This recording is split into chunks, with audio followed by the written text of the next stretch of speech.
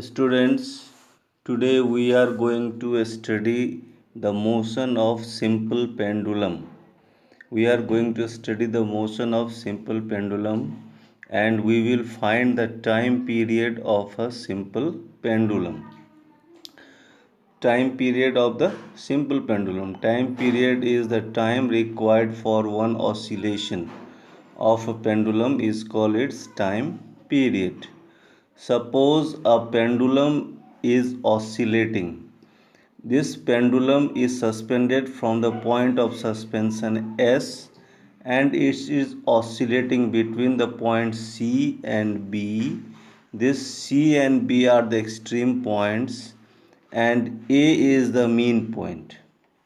Suppose this pendulum is displaced by an angle theta. This theta is the angular displacement.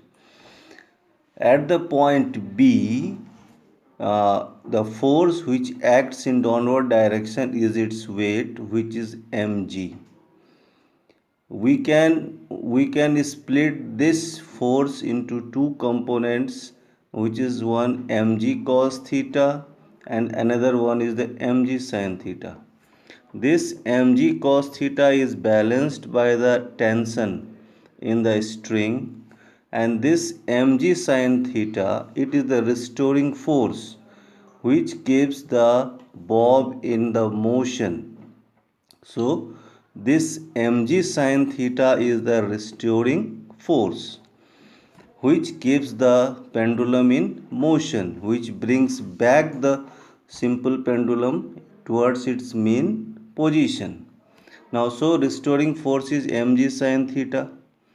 If theta is small, if this angular displacement is small, then sin theta will be equal to theta. In that cases, this restoring force F will be equal to mg into theta. So acceleration will be force by mass. Force is mg theta and we divide it by its mass. So mm will be cancelled. Acceleration is equal to g into theta. Acceleration equal to g into theta. From geometry, we know that this angular displacement theta is equal to x by L, where x is the length of the arc. Length of the arc from A to B, from position A to position B. So theta equal to x by L. L is the length of the pendulum. So from geometry, theta equal to x by L. So putting this value of theta in the above equation, we get acceleration equal to A equal to g into x by L. So A equal to g by L into x. G by L is constant, therefore acceleration is proportional to the displacement. And we know that when acceleration is proportional to the displacement, the motion is simple harmonic motion. Therefore, here the motion of the pendulum is also simple harmonic motion. And also we know that when the motion is simple harmonic motion, acceleration is equal to omega square x, where omega is the angular velocity of the body. So this is acceleration of simple harmonic motion, A equal to omega square x. Here the motion of simple pendulum is also simple harmonic motion. So here also A equal to omega square x. Now comparing this equation 1 with equation 2. Comparing 1 and 2, from 1 and 2, omega square will be equal to g by L. Omega square equal to g by L.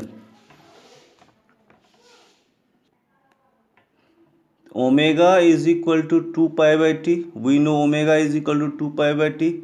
Therefore, 2 pi by t whole square equal to g by L, or 4 pi square by t square equal to g by L, or t square equal to 4 pi square into L by g, or t equal to square root of 4 pi square L by g, or t is equal to 2 pi root under L by g. This is the time period of the simple pendulum. So the formula of the formula of time period of the simple pendulum is t equal to 2 pi root under L by g. This is very important relation, we should remember it.